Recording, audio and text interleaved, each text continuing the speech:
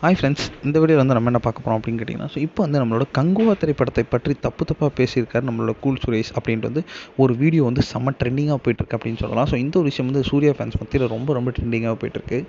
அதாவது நம்மளோட கங்குவா திரைப்படம் வந்து நவம்பர் 14 செம்ம பிரம்மாண்ட மனுஷான திரைப்படம் அப்படின்ற நம்ம எல்லாருக்குமே தெரியும்.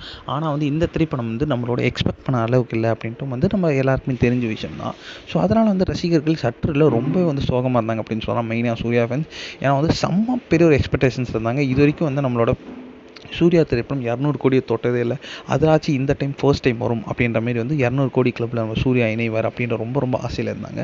ஆனால் வந்து அந்த வாட்டியும் வந்து இந்த வாட்டி திரைப்படம் நல்லா இல்லாதனால வந்து இது கொஞ்சம் டவுட் அப்படின்ற மாதிரி தான் தோணுது. ஆனால் வந்து நிறைய ஸ்க்ரீனில் வந்து இப்போ ஓடுறதுனால படத்துக்கு கொஞ்சமாக பாசிட்டிவ் ரிவ்யூஸ் வந்துட்டு இருக்கு. ஸோ என்ன ஆகும் அப்படின்னு வெயிட் பண்ணி தான் பார்க்கணும். இதில் வந்து இப்போ வந்து நம்மளோட கூல் சுரேஷ் வந்து ஒரு வீடியோ வந்து வெளியிட்டிருக்காரு.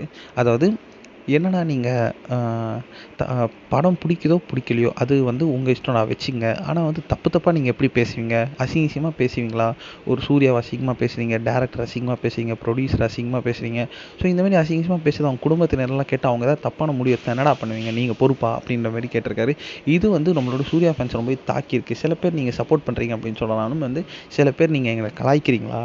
என்ன நீங்கள் எங்களை அசிங்கப்படுத்துறீங்களா? அப்படின்ட்டு வந்து நிறைய பேர் வந்து கூல் சுரேஷ் மேலே இப்போ வந்து கண்டனம் தெரிவிச்சிட்டு இருக்காங்க. நீங்கள் எதுக்கு இந்த மாதிரி தேவையில்லாத வார்த்தைகள்லாம் யூஸ் பண்ணுறீங்க அப்படின்ட்டு இந்த ஒரு வீடியோ வந்து இன்டர்நெட்டில் பயங்கர ட்ரெண்டிங்காக போயிட்டுருக்கு.